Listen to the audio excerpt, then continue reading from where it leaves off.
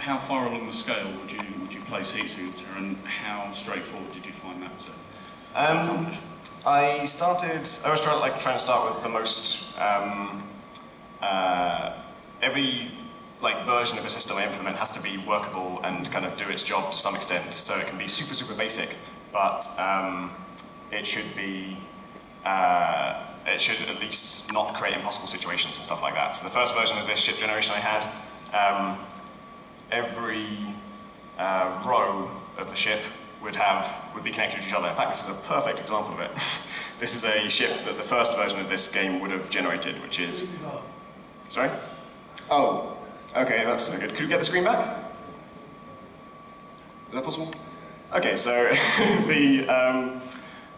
it generates them in rows, and it stacks those rows together, and it used to be that all the rows were just connected to each other, like this, and there would just be one door from each row to the next one, which is very, very simple.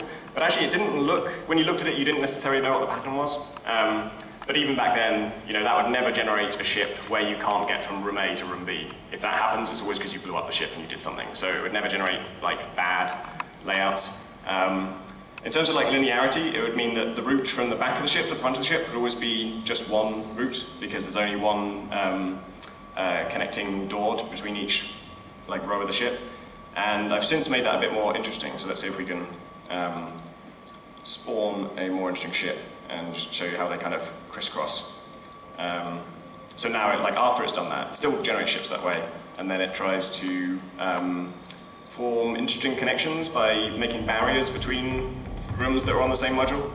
So here it's these three rooms here, in fact all of those have barriers between them, and then it knows if these two can't get to each other, then they need to get to the previous row, because we know the previous row can get to everywhere else, and then it kind of solves them in that way. So that's how I've gone about making it work, and that's also meant that now there are more than one connection between any given rows. There are multiple different ways to get to your objective in theory. But I also want it to be, the randomness is not just to make it aesthetically nice, it's to create actual variety between ships. So sometimes there will only be one route to, say, the cockpit. In fact, I think this ship looks very kind of interconnected, but I think you would have to go through here, up here, around there, through there, down there, to get to the cockpit. So if I click there, let's see if my guy actually does that. So it almost is kind of linear, but there's obviously a lot of branches off the side. And the great thing about that for me as a designer is I don't have to design it. I just get to write that code once and then sit back and have it generate loads of levels. And actually, I forgot to talk about it, but the reason this is a randomly generated game is partly because Spelunky's so great, and partly because the main complaint about Gunpoint was that it was too short. And Gunpoint was 20 missions long and took me 3 years. And the people who think it's too short don't think it was 5 missions too short, they think it was 100 missions too short. So my options are make a short game or make an infinite game. There's no way to actually make enough content by hand that would make people happy and make them think the game was long enough. So yeah, that's why I went down the procedural generation route. Wonderful, thank you. Thanks.